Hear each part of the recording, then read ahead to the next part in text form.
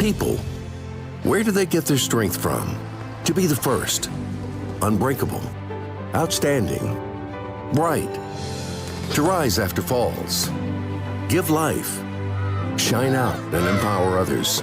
People are changing the country and the world, and we are changing for them. We have been providing them with energy for 15 years. We make its consumption convenient, modern, smart, to tech. 15 years of energy in action.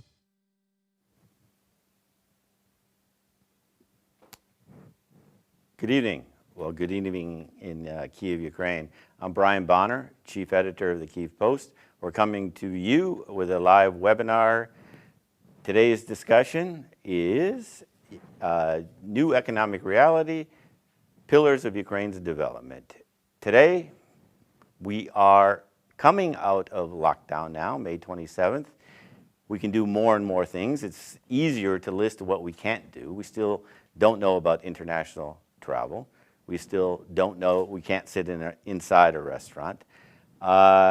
Still, it's discouraged to work in the office, so there's still a lot of remote working. But we're seeing the signs of economic activity start again, and the world is going to a different dimension, which we fully don't understand because, well, part of the world thinks it's out of the first wave of the coronavirus. Other parts of the world are still in it, and we're still understanding the complexities, the dynamics of what's going to change, and especially what that's going to mean for Ukraine. So with us are four very smart people to help us with that. I'll start with Alexa Chapivsky, who is an advisor to Ukraine's economy minister, Ihor Petrashko, but she's been so much more, and I've known Alexa for many years. She is the executive director of Ukraine House Davos for the last 3 years. She's with Aspen Institute, and many other things, including a former journalist. So also today we have Philippe Lekebush, the director, or the executive of DTEC Renewables with us. And DTEC, by the way, is the sponsor of this event today.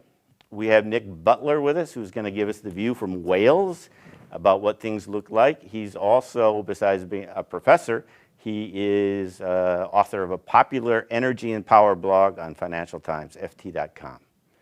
Teres Kachka, I also know for many years. He is Deputy Economy Minister now. But in the past, he's worked at International Renaissance Foundation, and he's been the president of the American Chamber of Commerce in Ukraine. So welcome to all of you, and thank you for joining us tonight. Thank you, Brian. I think I'll start with Alexa. Alexa, can you give us a sense of why you joined the economy ministry? And we're feeling hopeful in spring, so if you could give us some sort of success stories that you're already seeing, and what you hope to help the new economy minister with in terms of priorities to get this economy back on track. Sure. Well, first of all, thank you, Brian, to you and to your team for the invitation, which we really appreciate, and for organizing today. It's a pleasure to be with the other panelists, and thank you to the participants for your interest and for sharing your time. It's an honor to support Minister Petrashko and his team and Ukraine. And I look forward to supporting the minister in strategic communication and investor relations in the US and in other places outside of Ukraine. Briefly, my background, I worked globally with NBC News as a journalist for over 7 years and at a London communication consultancy. Currently, I direct the program on the world economy at the Aspen Institute based in Washington, D.C. And for the last 3 years, as you mentioned, Brian, I've served as executive director of Ukraine House Davos.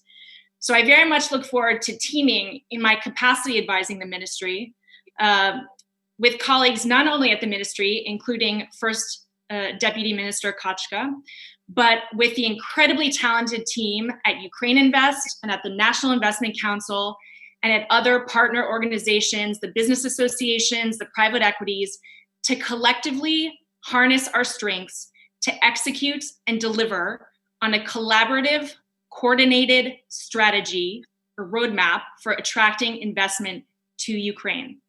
And in attracting investment, our job and my job working with foreign investors on behalf of the minister is to educate and inform, to sell, salesmanship, and to help do the proactive matchmaking, to match the Ukrainian companies and expertise with the foreign investors and opportunities, and importantly, to hold their hand along the way. And in this respect, communication and relationships and trust are everything. Okay. So let's remember where we're coming from. Brian, you asked me to talk about success stories. Right. Ukraine, a country of 37 million people, has vast natural resources, manufacturing and engineering expertise, and it's situated at an ideal location at the crossroads of Europe and Asia. Ukraine is building rockets that launch satellites. It's producing COVID-fighting drugs that are currently being tested in the EU. 2 Ring Ukraine alums. And let's remember, Ring, as you know, was acquired by Amazon in 2018 for over $1 billion. Their R&D is in Ukraine. 2 Ring Ukraine alums who were accepted to the world's most prestigious startup accelerator. They've developed a tracking tool for people in contact with COVID patients. In 2019, last year, Ukraine had 2 unicorns, Grammarly and GitLab, and also a soonicorn, as they call it, a soon-to-be unicorn called People.ai. Grammarly, by the way, the Ukrainian company, is currently investing in a US startup. It's its first investment in another company.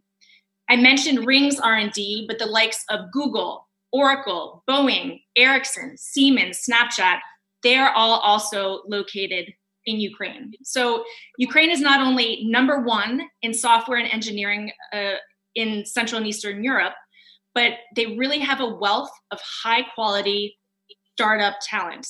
And in fact, in the most recent Forbes 30 under 30 in the tech category, 2 of the 30 startups featured were Ukrainian. 2 of the 30 startups featured in the Forbes 30 under 30 tech category were Ukrainian. That's 7%. And this tradition goes back, Brian, as you know. Ukrainians invented the helicopter. They built the largest airplane in the world, the Antonov Mria. The founders of WhatsApp and PayPal, they were born in Kiev. So all of this, Brian, just to demonstrate that this tradition of innovation, of ingenuity is deeply ingrained in Ukraine's DNA. So what does this talent and what do these resources mean for today and for the post-COVID world? And I'll refer to that famous adage, when business as usual is not possible, it's the perfect time to reframe the new normal. By focusing on its long-term strengths, Ukraine could benefit. And these strengths include, as I mentioned, tech and innovation, IT outsourcing and IT solutions, global scale food production, and substantial engineering and manufacturing experience. So these strengths, coupled with highly skilled workforce, low costs, and exchange rate stability, have improved the conditions for foreign trade and investment.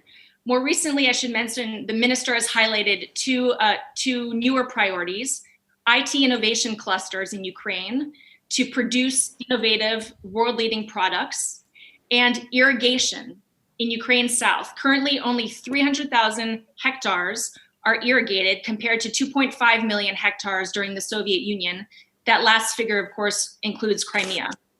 And concurrently going forward, Ukrainian diplomats are going to be heavily invested and involved in the promotion of Ukrainian exports from their positions in embassies around the globe. So on that note, I also think it's important to mention, Brian, in the World Bank's most recent Doing Business report, the Doing Business 2020 report, Ukraine jumped 7 spots from the prior year to number 64.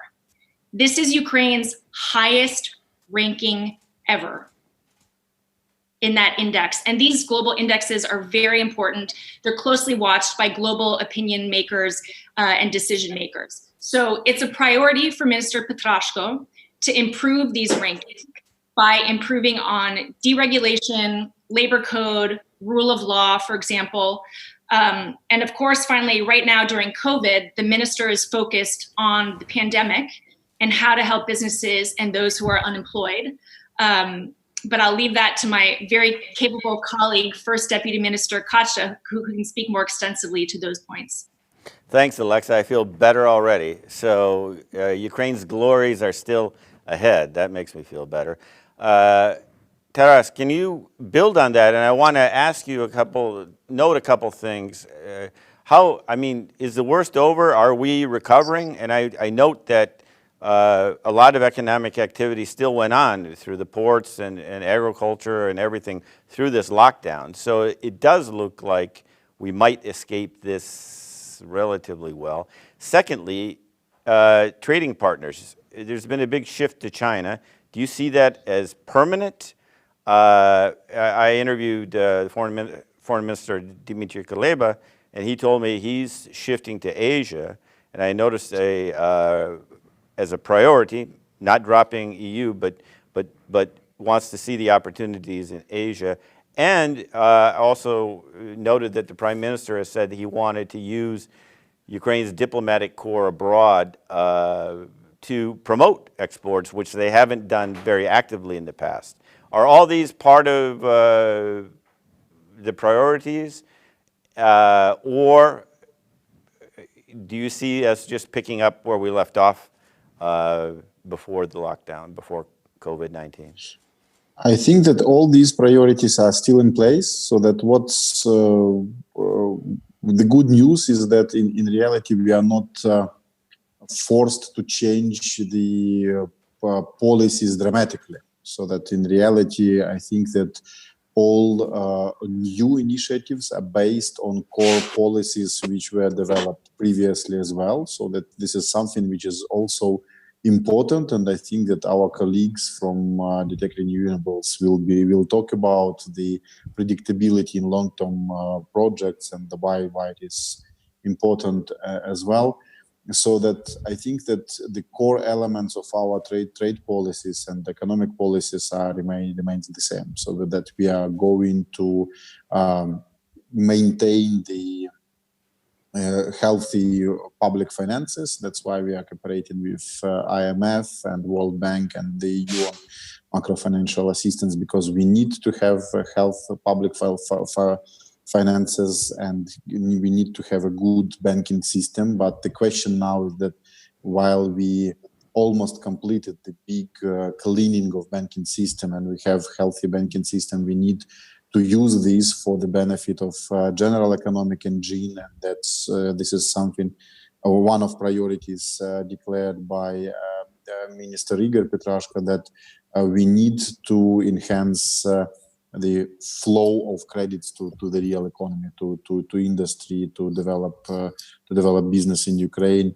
and we have this possibility because as National Bank of Ukraine is saying that banks are hyper liquid, so they have a lot of liquidity, and now the question is, and the challenge is, how to streamline this liquidity into the economy. And someone sees this problem as like a government wish to direct banks, but in our understanding from inside, this what we want to do is like encourage banks to do this. While a National Bank of Ukraine, being independent, also has this intention, and they do it from their side within their monetary policy and banking supervision. A government is doing this by promoting different programs like 578 with compensated interest rate and so on. And we have other programs with guarantees. So we want to facilitate business to get finances from banking system. And this policy should be based on long-term priority on maintaining stability and health of microfinance. The same with trade policy. We are open economy, and despite some global disbalances in international trade, we manage to benefit from our openness. Our export is growing, and what's interesting that nominally our export is slightly decreased during quarantine, during lockdown.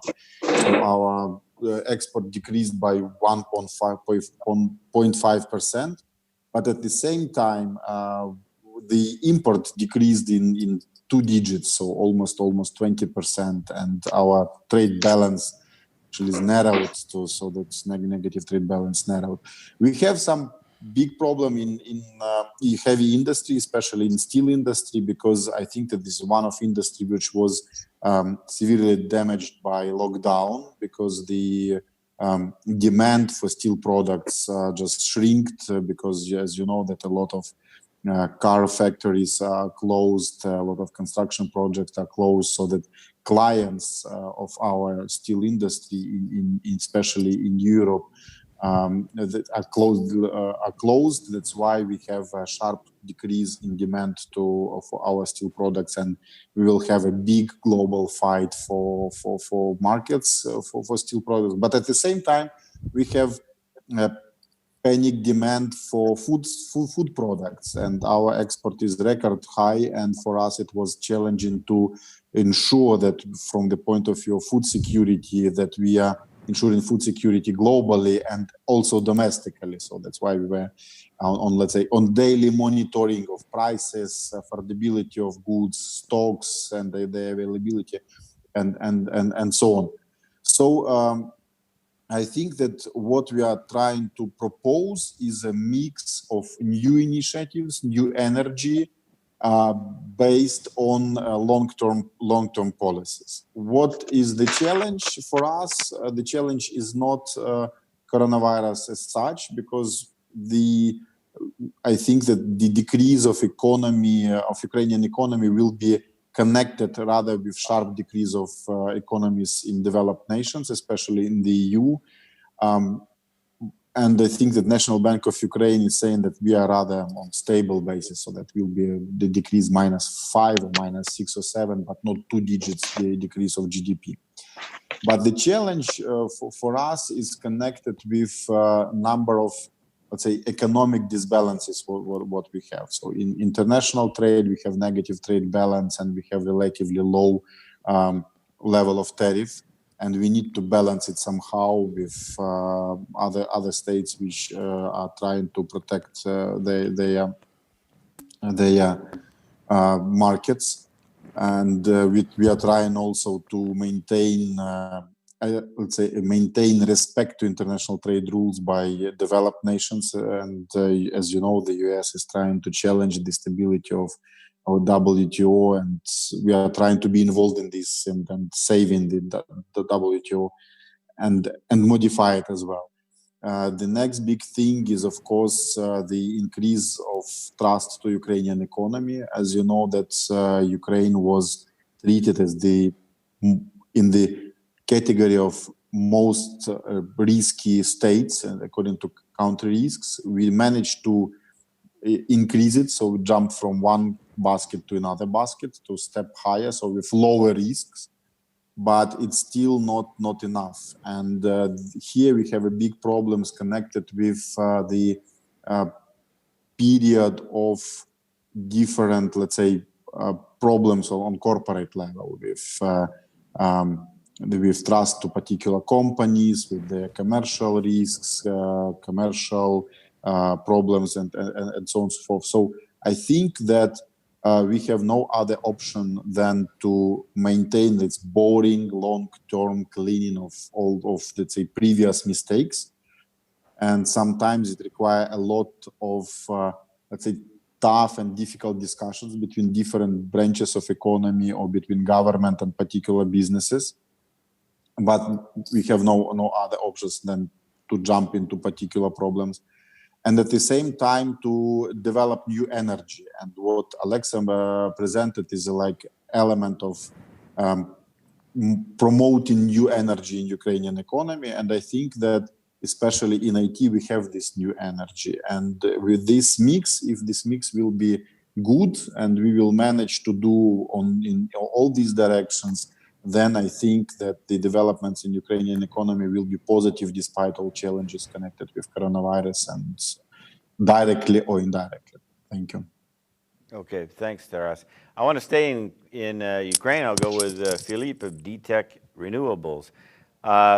Can I ask you, what's the latest? I mean, everybody's been watching this 9-month drama. This Ukraine's government, to encourage the development of renewables, promised a high guaranteed price, which it says now it can no longer afford. We hear that the Prime Minister convened a meeting on this subject yesterday. Can you tell us why resolving this issue is so important and why it's taking so long? It should take. Okay, sorry. Yeah. Okay, I understood. So maybe before we jump into this topic, because we are talking about Ukraine as a prime investment destination, I think that this is also a message which we want to give to the outside world. So I think first we have to look at where we are coming from, and I can proudly say that renewables in Ukraine has been a tremendous success story so far for the country, because last year only we have tripled the capacity in renewables. So end of 2018, we had approximately 2 gigawatt of renewables installed in the market. Today we are coming close to 6.5, 6.6 gigawatt. So it's a tremendous increase, and it has attracted huge amounts of investments. I could probably say that this has been the prime sector for investment last year. We are talking here about investments approaching foreign direct investments in the country, approaching very quickly $3 billion US dollars. So it has been a tremendous success story for the country. And additionally, then we have to see that with the new law which came into force, that was one of the last action actually of the old government, to put a new law into force on the transition now from a guaranteed tariff, which was put in place in 2009 to kickstart this investments into renewables. And it's also important to understand it has taken 10 years to build up 2 gigawatts of renewable capacity. 10 years with this law which came into force in 2009. And everyone understood now that we were on a very good course, and that we have to put this now in a transition into a economy, in a competitive new system, which is, by the way, an obligation which Ukraine has also incurred as being part of the European energy community. And under the rules, all the member states are obliged to transfer the system of a guaranteed feed-in tariff into a competitive system. So by the beginning of this year, it was planned to start the first auctions, and that would have then determined a real price, because there would have been a competitive system then which would determine what are investors willing to quote as price for further capacity additions. So I think this is very important, that we were in this transition phase towards this new system, and we were also in a very good course of market reforms. Many important sector reforms were put into place last year. So the whole energy market has seen major improvements, again in line with the obligations under the EU Association Agreement and Energy Community to liberalize and to reform the energy sector. So the market was freed up. Now you have free competition on the retail side. Then also the unbundling has taken place. So you have now an unbundling of the transmission system and the generators and the retail market. So this had been put in place, and the reform, then the second part since July of the energy market. So that has also been put in place. So I think all the necessary reforms to put and liberalize the market into a more market-based system were put in place, and good progress has been made.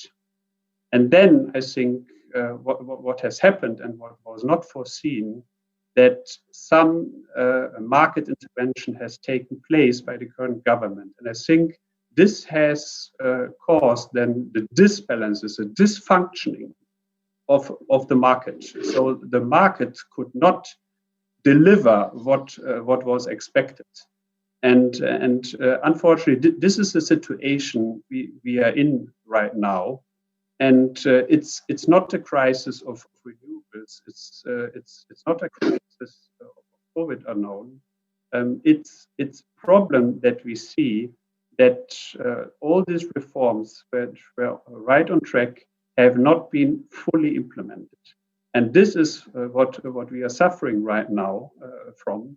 And that's why we say, and many market actors talk about this, that at the moment, unfortunately, we experience a dysfunctional market. And this is a problem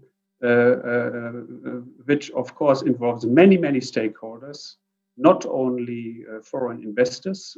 It involves the government, it involves the industry who is suffering from that. And the key issue is the whole energy system in Ukraine suffers from long periods of underinvestment. So one of the key objectives for the country is, and this is what I think what we're talking now, how can we get this back on track? Because the country needs huge investments in infrastructure.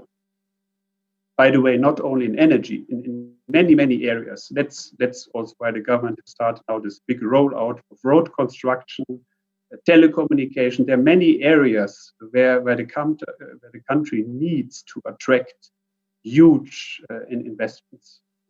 And I think this is now the second very important message, because infrastructure by definition is a long-term investment. So what is very important is that this investments get the confidence of investors, that market rules and legal systems provide for security of these investments on a long-term basis. And I think these are the issues which the government now faces to ensure that there is stability, that there is a rule of law and very clear rules how these investments are being protected. And I think this is the essence of the discussion which we are seeing right now, which is ongoing. Okay, thanks for the very short and succinct summary of Ukraine's energy possibilities and challenges, because it is a very complicated situation. I enjoyed my interview with Maxim Timchenko. It's on the current website now. It'll be in the new edition of the Key Post, CEO of DTEC. Nick Butler, how does it look to you from the outside of Ukraine looking in? And if you were to write a column about Ukraine in Financial Times, what would you say? Well, thank you, Brian. Good evening. It's a great pleasure to join you. What would I say? I think I would agree with Lexa that Ukraine has great potential, but the potential has not been fulfilled. And I think in developing a strategy, you have to start from absolute realism. Nothing else. You can be optimistic, but if you have illusions, you are not going to succeed. And I think let's just start with the pandemic. We may be coming out of lockdown at different paces in different countries. The pandemic is not over. It is still spreading around the world today. A lot of reports about the spread across Latin America.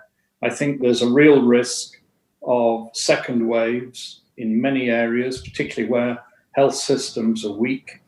I think we haven't yet seen the real impact in the Middle East or Africa that we might see. And there's no vaccine. And I don't think we'll have a vaccine for many months yet. So what we are now beginning to see is the economic implications of the pandemic and of the lockdown.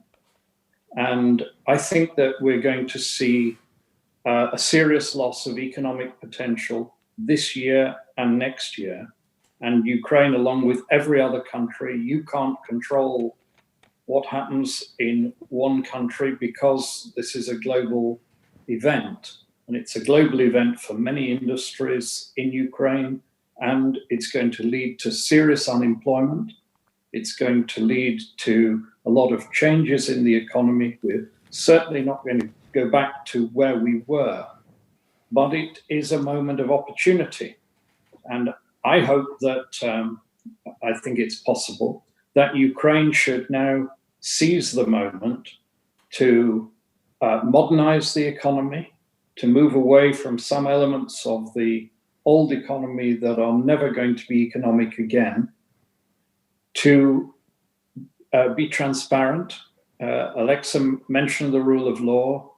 I think that if you ask people who don't know Ukraine, outside Ukraine, they would say that the rule of law does not always apply. And that is going to discourage investment just when you need it. So I think you need a philosophical change to place Ukraine in the international economy.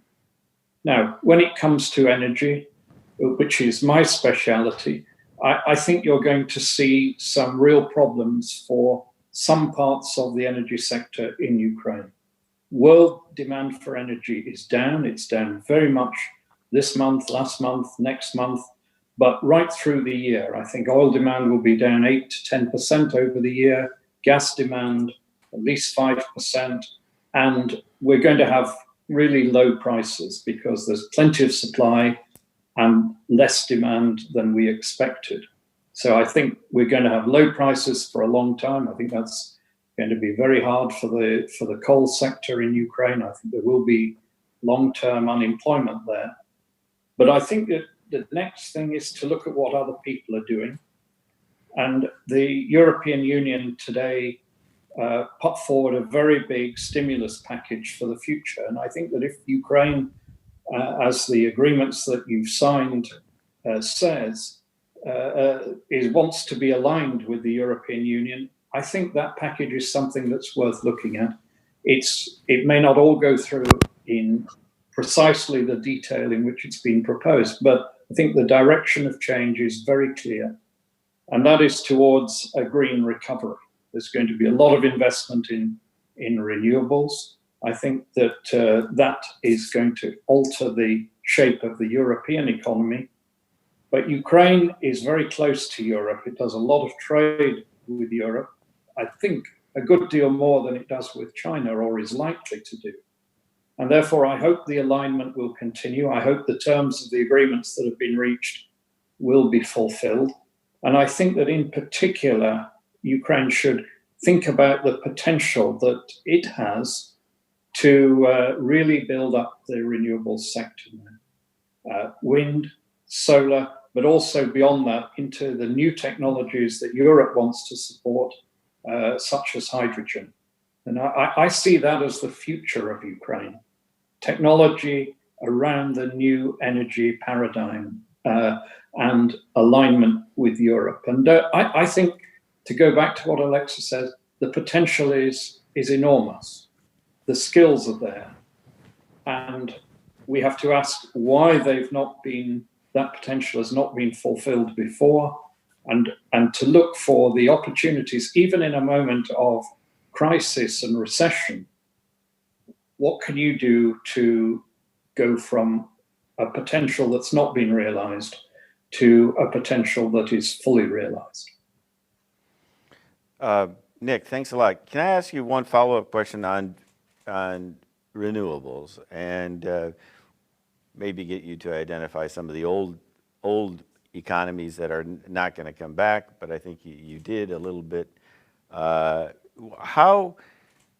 What is the way to, because we're having a huge debate as in Ukraine about how to sort of guarantee investors some kind of return on what is, as I understand it, a huge upfront investment that pays off only over time. Is there a model that we should be? No, there are models in Europe where the economies have moved into particular areas. I think it needs a national energy policy that is very clear, that is backed by rules that are going to be followed through many years, and that gives people the confidence.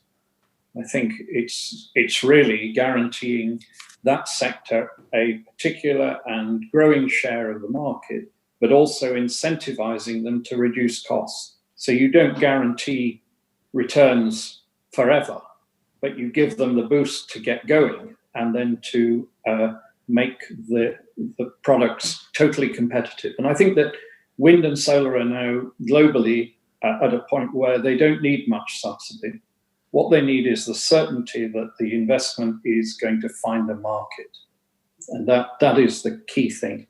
But there are models from around the world that a country like Ukraine and many other countries can look at and see what has worked and what might work in your system.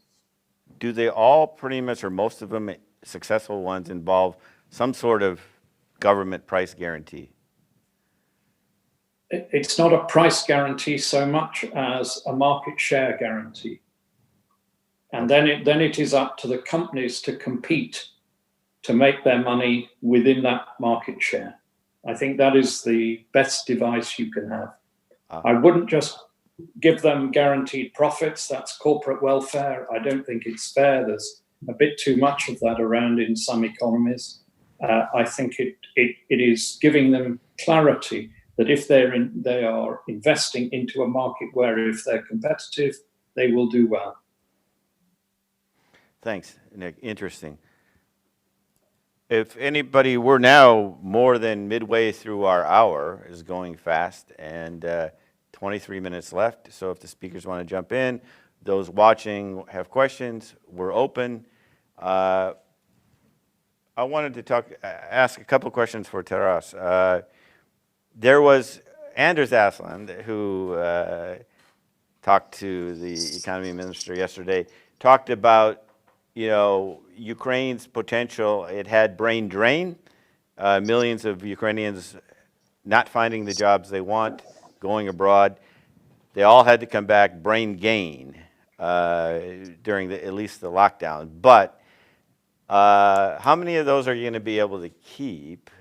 I know the president talked about this, because it looks like there's huge demand for Ukrainian labor in Europe,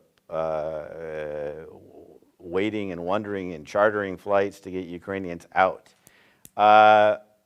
Mixed feelings about this. I mean, on one hand, it's great Ukrainian labor is in demand. On the other hand, why can't we find meaningful jobs for them to stay? And what's going to be the policy on that? I think that this question is deeper than any policy which can be implemented by any government anywhere. First of all, I think that I agree with you that this is a good news that Ukrainian labor is in demand in Europe, and I think that this is one of basic freedoms. And in reality, when states, as you remember, when our Western neighbors like Poland and Hungary integrated in the EU, the freedom of movement of persons and labor was one of the most sensitive, and there was an opposition against opening of labor market for Polish or Hungarian citizens to in France or UK or Germany. And that's why for us this is a good news that Ukrainian people are in demand, and there's a workforce in Germany, in Poland, in Czech Republic, and further to the west. It means that they're capable, and this is really good news for everyone. So, as a sequence, I think that our Ukrainian business also became conscious that decent salary is a prerequisite for retaining people in their business. And what we saw and we still see as a tendency of increasing of salary for people. And it means that business already attempts to retain people here in Ukraine. So this is one thing. And in reality, I think that the only good policy is to create decent environment for living. So that's why the investments in infrastructure, in medical reform and everything else is a good news, because with high mobility, people are looking for place to live a better life. And I think that my personal choice is to advocate for decent life in society where your all natives and friends are living as well, so that you can live happy life in somewhere in Ternopil region, in your own small city with decent salary. And I think that all the elements of policies of government are targeted to this goal, to ensure that there is a environment for decent life here in Ukraine. I don't think that there is a possibility to have like giant leap towards this goal. It requires trust and slow but long-term growth.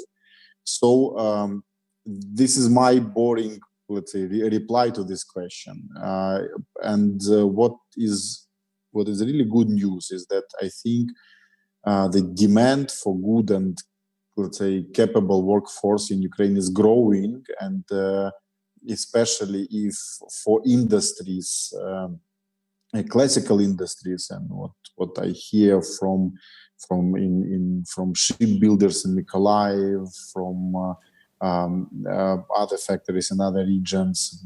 I just took like recent examples, that once the decent salary is offered to people for Ukrainian workers working abroad, they prefer to come back to Ukraine. So of course, I think that it will be a long story for retaining Ukrainian people coming back from abroad to Ukraine. But as example with Poland, I think it will be in the end, or in decade, it will be a success for Ukrainian society and Ukrainian economies, and this economic migration from Ukraine and then back to Ukraine again. Okay, thanks. Earlier, Brian, Alexa. if I may,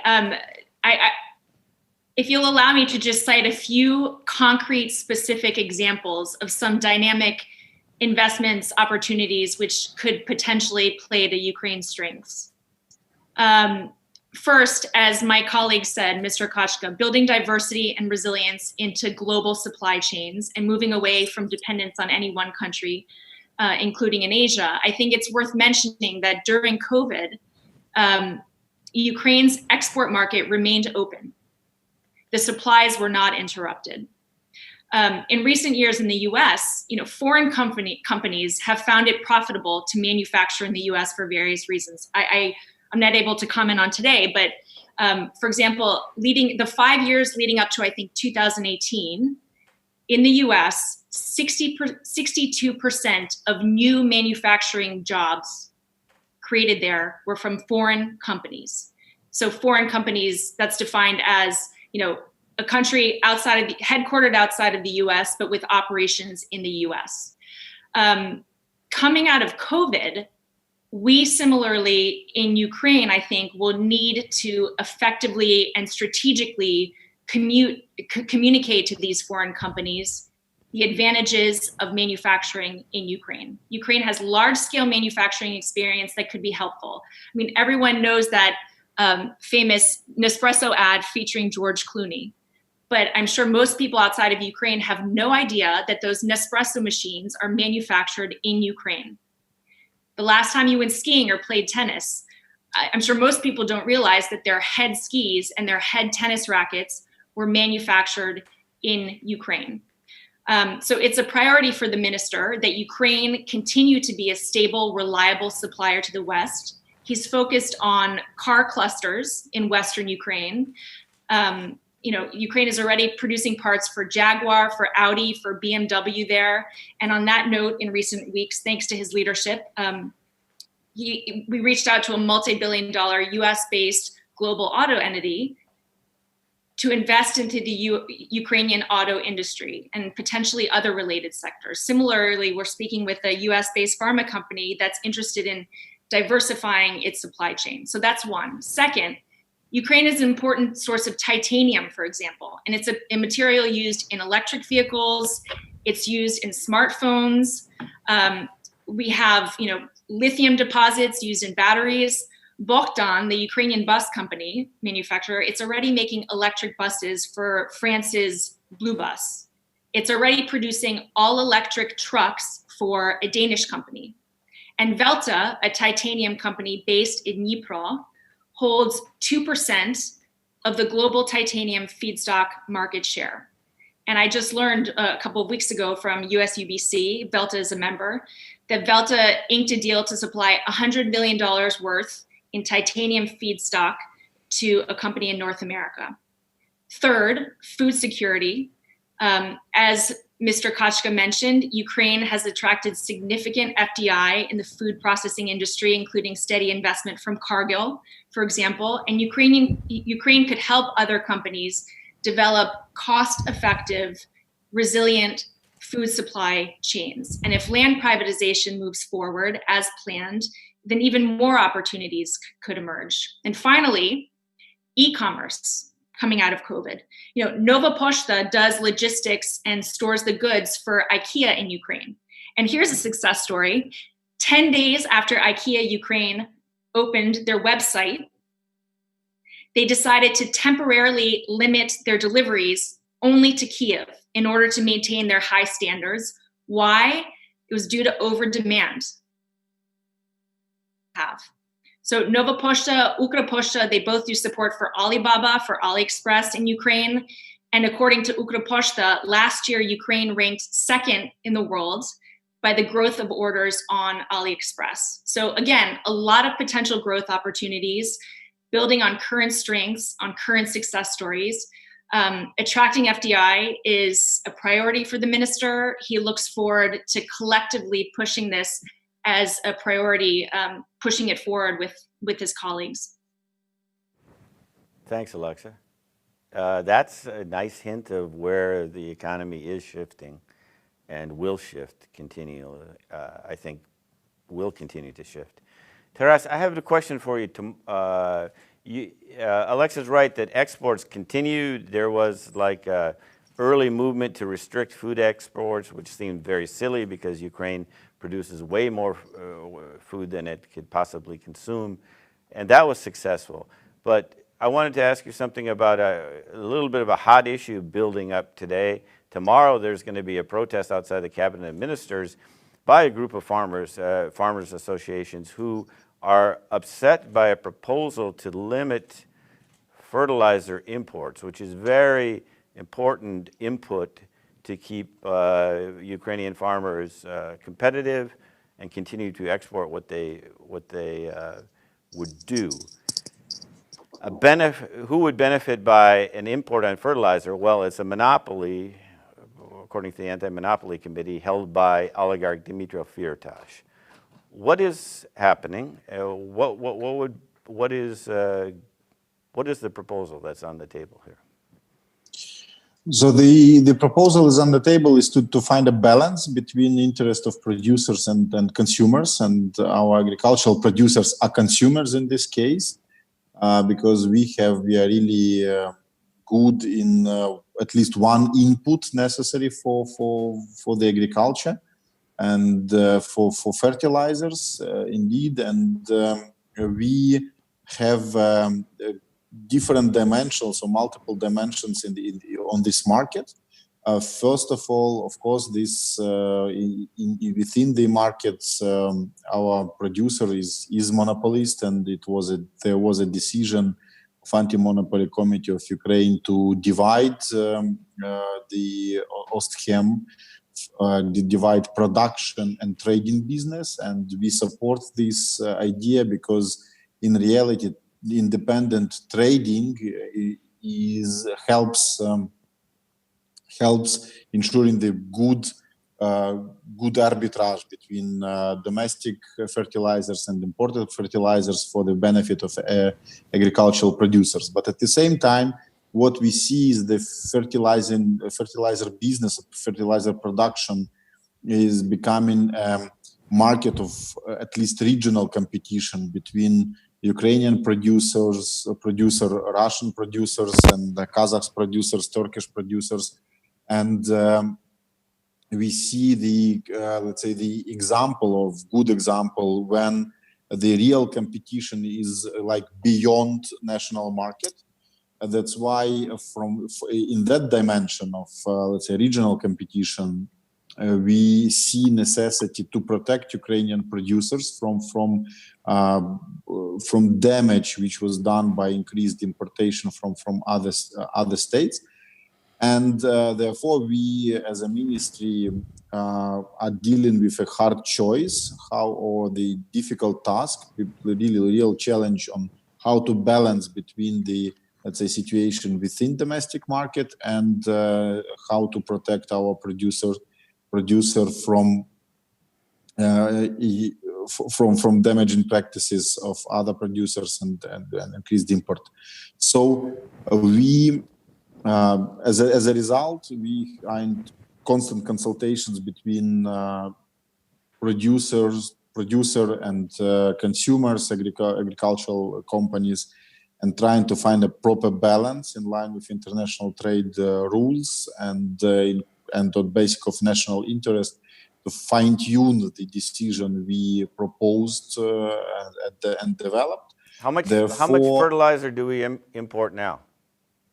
We import 75% of market of complex fertilizers, so nitrate and so that NP and NPK is imported, and more than almost 40% of fertilizers, of classical fertilizers or based on ammonium, also imported as well, and the share of import is growing. So this monopolization is like monopolization from point of view of production in Ukraine, but on the market it is balanced, and we are not proposing to block import. We propose to, let's say, stop growth of importation to Ukraine. So therefore, our task is not to block import, but to fine-tune the situation on the market. And we are trying to be as careful as possible on these, because we understand that without fragile balance, we cannot ensure the predictability of market. And this is something what this market deserves, this market for fertilizers and for all stakeholders in this market, because last 5 years we had a lot of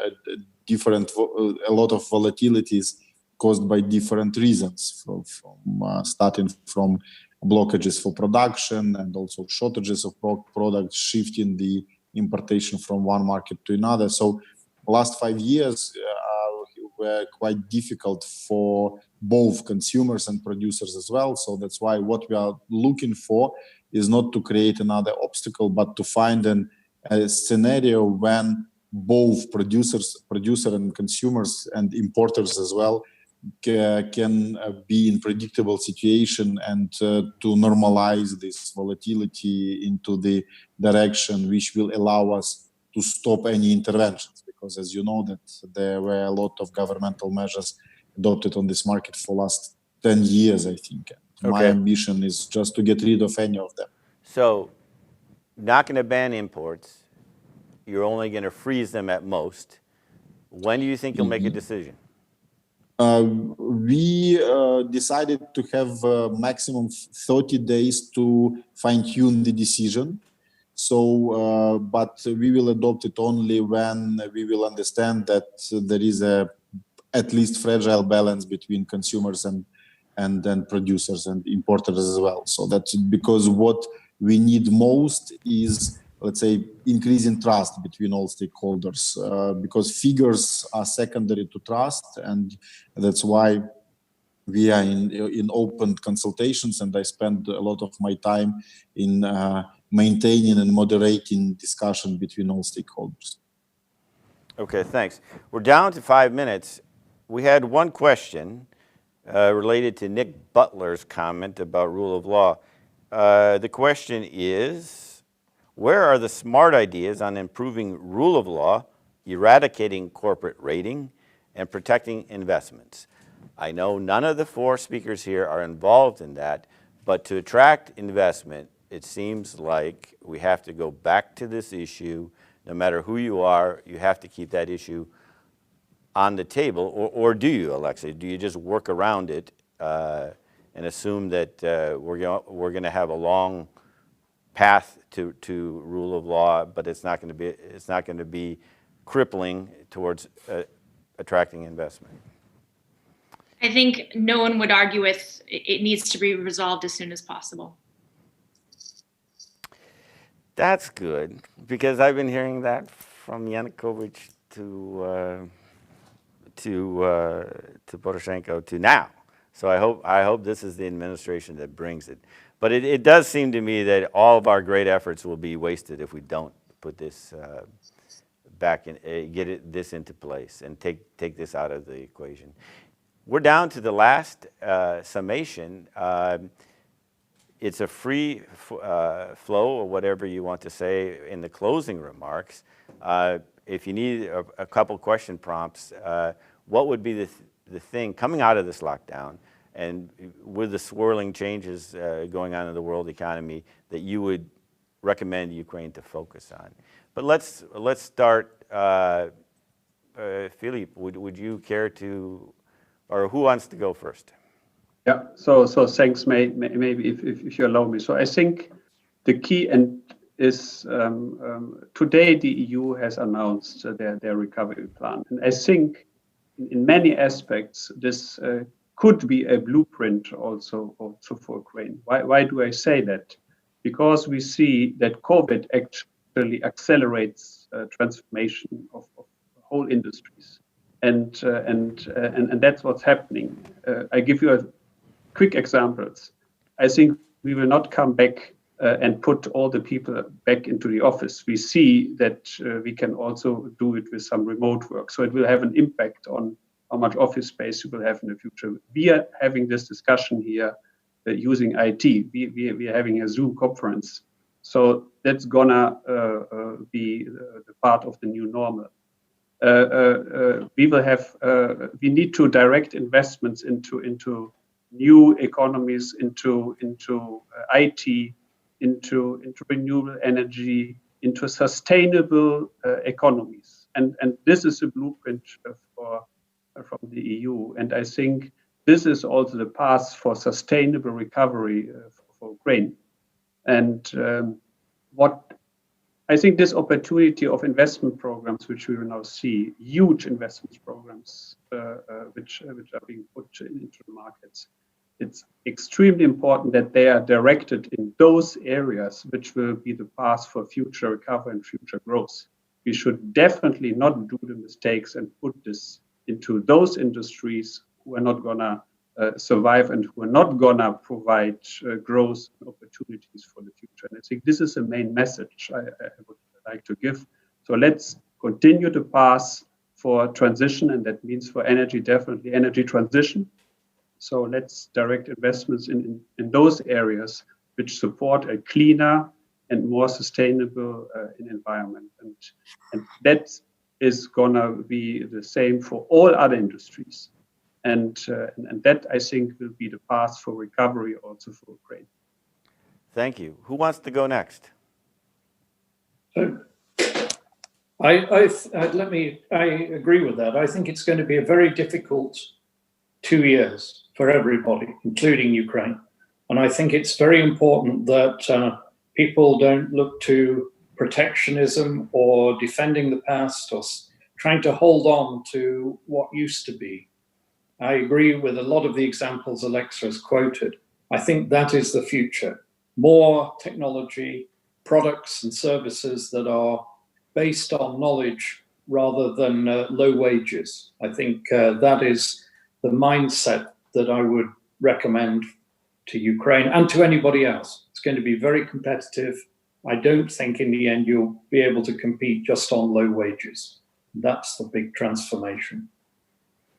Okay, thanks, Nick. And the last two will be our government representatives. And I will add that recently, government representatives have been changing rather quickly. So assuming, well, you may be there for 20 years, but if you're not going to be there for a long time, what is the one thing you want to accomplish before you leave?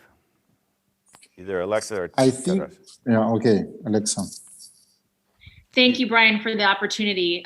FDI, in my capacity, I'm focused on investor relations, communicating with the international community in the U.S. and places outside of Ukraine. Thank you for this opportunity. I think the main messages I've covered, but I would just like to take the opportunity to say that for the minister, it's a priority for him to have open and transparent dialogue and communication with the investor community. He welcomes your ideas. He's looking forward to your engagement. And to that end, you can reach the minister at the following email address. He and his team will be monitoring it, and I will be delighted to stay in touch with you. That email address is ministryofeconomy@me.gov.ua. Again, it's ministryofeconomy@me.gov.ua. Thanks, Alexa. Final word for Taras. Thank you. I think that the only thing that we can ensure is just continuity of the efforts which have been done previously and to improve them, and daily contact and coordination with business as well. So that's due to the reason, as you say, that the rotation of government officials is quite fast in Ukraine. Therefore, I think that predictability can be ensured not only by being at office for 5, 7, or 10 years. Predictability can be ensured by ensuring good dialogue between government and business, and this dialogue should be done on a daily basis. And this is one of best success of our shutdown period, when we coordinated the affordability and availability of food products in internal market, domestic market, when we tried. We didn't regulate prices, but we coordinated the prices and price situation, and we had a lot of information, and we understood, and it was like good daily discussion between producers, trade chains, and us on what is the situation, where the obstacles, and so on and so forth. So I think that we will maintain this energy of good coordination between government and business for future as well. And I agree that the next couple of years will be extremely difficult and complex. And I think that this is one of best lessons learned for last 60 days, that if you want to go through any difficult and complex times, you need to talk to every stakeholders. And this is something what we are offering to all business operating in Ukraine. That's it. That went fast. I want to thank you all for joining us. A lot of great advice here as Ukraine charges ahead into the brave, new, and uncertain world. But we have a lot of strengths to build on. And as the key post pointed out, Ukraine has reopened. It's going to continue to reopen. And let's hope for a swift recovery. I want to thank you all again for coming. And I want to thank DTech for making this conversation happen, and I hope we can do it again. Thank you, Brian. Thank you. Have Thank you, everyone, for participating.